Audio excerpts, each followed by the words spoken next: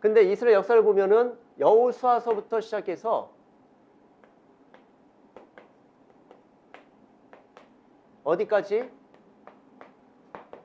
말라기까지. 여러분, 우리는 역사서와 선지서를 이렇게 나눠서 보잖아요. 근데 사실은 이 역사서 속에 선지서가 들어가 있는 거잖아요. 그렇죠? 근데 그 역사 내내 무슨 내용이냐면 이스라엘 백성들이 하나님과의 약속을, 언약을 깬다고요. 계속 이 율법을 지키라고 말씀하시잖아요. 그러면 하나님께서 내가 너희들을 돌보며 지키며 안위해서 너희들을 안전케 할 것이다, 이렇게 말씀하신다고요. 그런데 계속 그들이 하나님을 사랑하지도 않고 이웃을 사랑하지도 않아요. 하나님이 우상 숭배하는 것도 굉장히 싫어하시지만 연약한 자들, 힘없는 자들, 가난한 자들을 괴롭히고 핍박하는 것을 굉장히 싫어하십니다. 그들을 도와주는 걸 굉장히 좋아하세요. 근데 이스라엘 역사를 보면은 계속 실패하는 거죠. 하나님이 계속 말씀하시잖아요. 역사 속에서 실패를 하니까 하나님이 선지자들을 보내서 뭘 하시는 거예요? 너 그러다 혼난다, 경고하시고, 그 경고는 하나님의 사랑이 담겨있는 경고죠. 너 그렇게 가면은 너 망하니까, 너 그 회초리 맞으니까 그러지 마. 자꾸만 잔소리하셔서 다시금 원 위치로 돌려놓으시려고 애쓰셨던 게 바로 선지서예요. 선지자를 통해서 계속 돌아오라고 요구하셨던 그 역사서 중간에 다윗이 등장하는 것입니다. 중간이라보다 뭐 초창기이긴 하지만, 그리고 그 역사서의 그 끝 부분에 가서 예레미야라는 사람이 등장을 하죠. 예레미야에게 뭘 주었다고요? 새 언약을. 시간이 없어서 읽고 가기가 좀 그렇긴 한데요. 그냥 기록만 좀 해두십시오.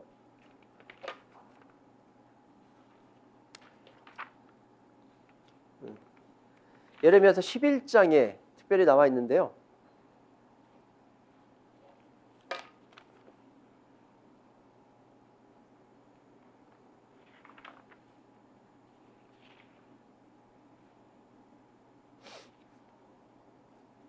예레미야 11장에 새 언약의 필요성이 제시되고 있습니다.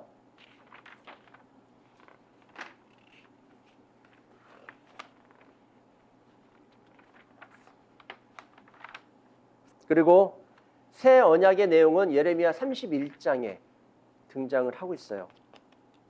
기록하셨다가 좀 읽어보십시오, 꼭.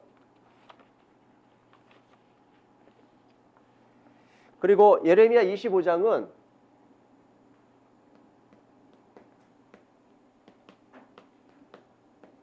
특별히 뭘 이야기하고 있냐면은 귀환에 대한 내용을 다루고 있거든요. 이거는 회복을 이야기하죠. 왜 이 약속이 필요할까요? 이스라엘 백성들이, 그때는 남유다죠. 남유다 백성들이 바벨론에게 멸망하거든요. 멸망당하면서 갈 때에 예레미야를 통해서 하나님께서 말씀하시는 거예요. 70년이 차면 다시 돌아오게 할 것이다. 70년이 차면. 그리고 나서 31장에 와서 아까 얘기했던 새 언약을 이야기하시는데, 이 새 언약의 내용은 뭐예요?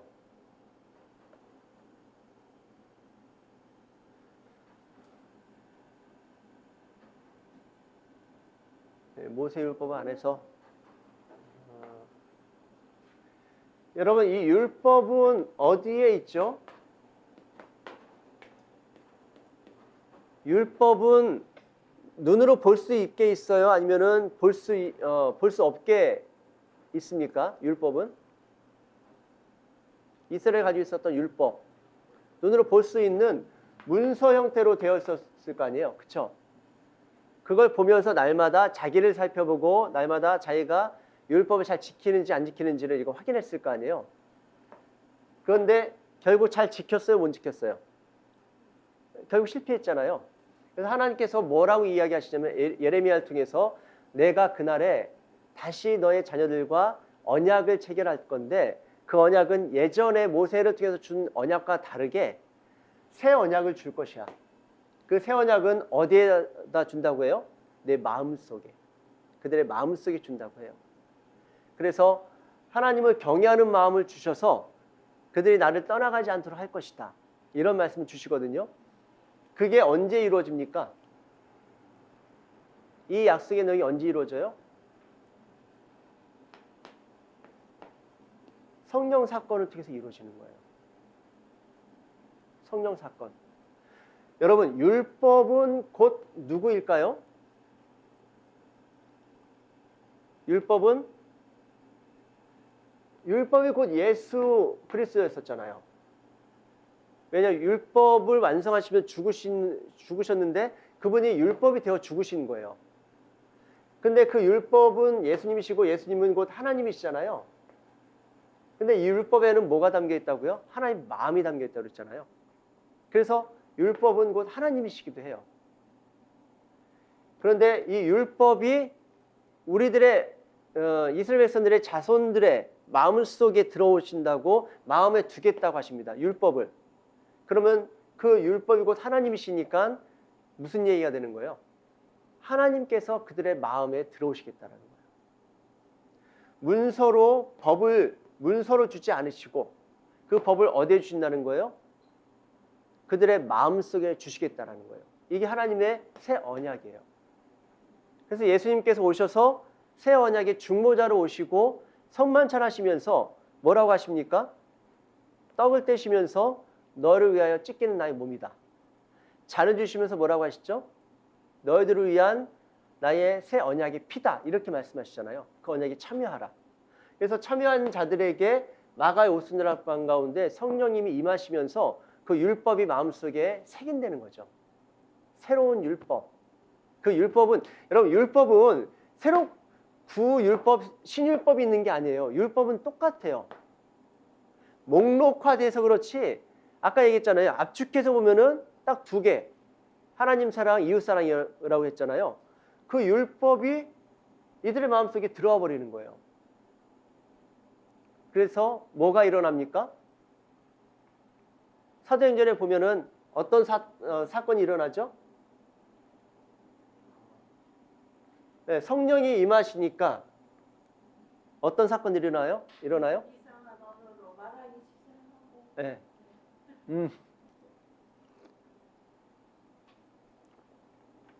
영적인 사건들도 일어나지만 이런 사건들이 대표적으로 일어나죠.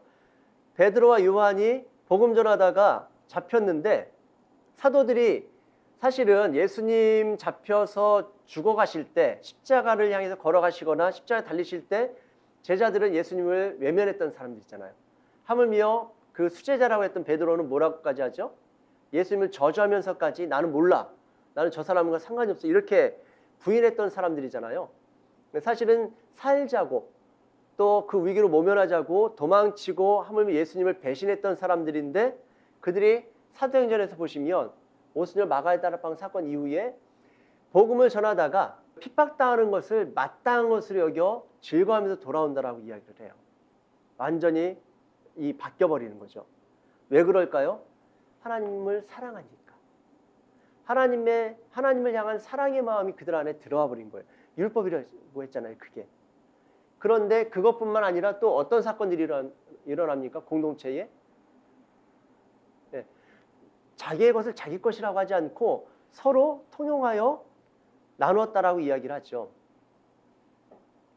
오늘날 이 사건이 일어나길 원하세요? 나보다 부자인 사람들하고 같이 있을 때는 이 사건이 일어나면 너무 좋겠죠. 근데 나보다 가난한 사람들하고 같이 있을 때는 이 사건이 일어나면 나는 다 이거 털려야 되는 거잖아요. 여러분, 그게 율법이 아니라고요. 우리에게 너 그렇게 살아야 되라고 하나님께서 요구하시거나 아니면 강압하시지 않는다고요. 그런데 하나님이 우리 안에 들어오시면 내가 원해서가 아니라 내가 해야 된다라는 의무감이 아니라 뭐로 나타나는 거예요? 사모함으로 나타난다고요. 기쁨으로 나타난다고요. 그래서 보면 하나님 사랑과 이웃사랑이 사도행전에서 온전히 이루어지는 것을 우리에게 보여주는 거예요. 얘들아, 진짜 공동체는 뭔지 알아? 진짜 하나님의 공동체, 하나님의 자녀들의 가족들은 어떤 모습이 나타나는지 알아? 이런 모습이 나타나는 거예요. 왜? 하나님에 대한 사랑 때문에. 그 사건이 일어나는 것이죠. 그 새 언약이 이루어진 그 사건이 바로 오순절 마가의 다락방 사건입니다. 자, 오늘 마지막으로 모세 언약만 보고 마치도록 하죠. 출애굽기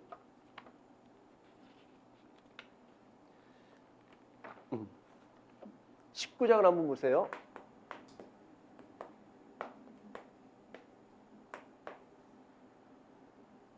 모세 언약을 다른 말로 뭐라고 또 표현했다고 그랬죠?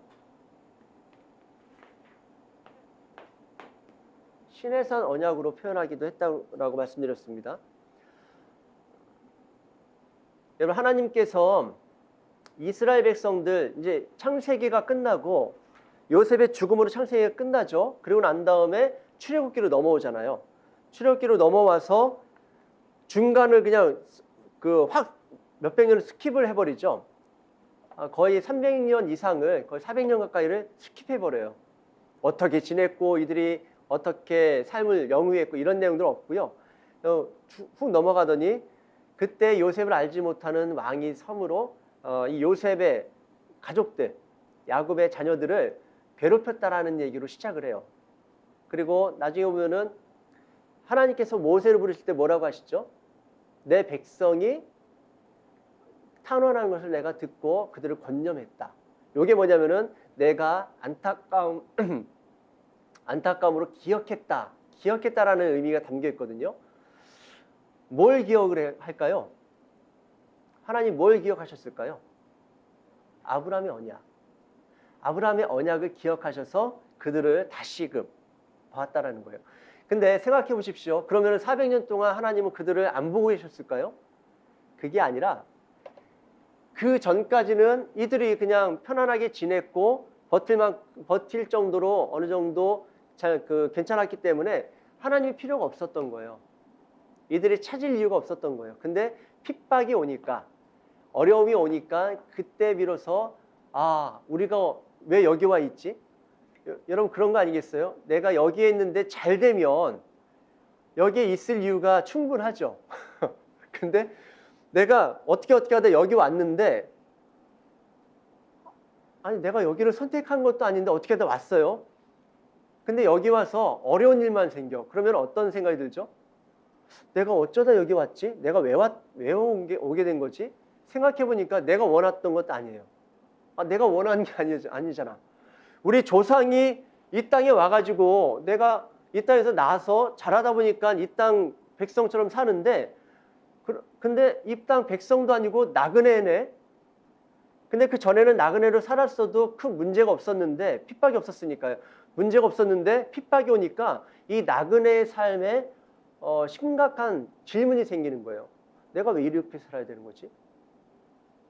근데 그걸 추적해 가다 보니까 누가 누구를 추적하게 되냐면은 하나님을 추적하게 되는 거죠. 우리가 여기에 있는 이유는 우리 조상 때에 여기로 왔기 때문에. 근데 우리가 여기로 오게 된 거는 왜 오게 된 거지? 그 조상들 왜 오게 됐지? 하나님이 가라 하셨잖아. 그렇죠? 야곱에게 나타나셔서 가라. 네 요셉에게로 가라. 네가 안전할 거야. 이렇게 얘기하셔서 왔잖아요. 하나님 가라 하셔서 왔는데 우리가 왜 이렇게 이 모양으로 이렇게 살아야 되는 거지? 그런 생각을 가지고 있다가, 그래도 원망도 있었겠지만은 그래도 붙잡을, 여러분 적당한 핍박이었으면은 하나님 생각 안 하고 그냥 갔을 거예요. 적당하지 않으니까 이 핍박 속에서 이들이 자기 한계 상황 속에 딱 봉착하니까, 여러분 그런 얘기 들어보신 적 있으세요? 존재의 끄트머리에서 만난 하나님이라는 표현. 존재의 끄트머리에서 하나님을 만나는 사람들이 있어요. 근데 생각해 보면은 거의 대부분의 사람들이 존재의 끄트머리까지 안 가면 하나님 앞에 항복하고 나오지 않더라고요. 잘. 저를 봐도 그렇고 대부분의 사람들이 그래요.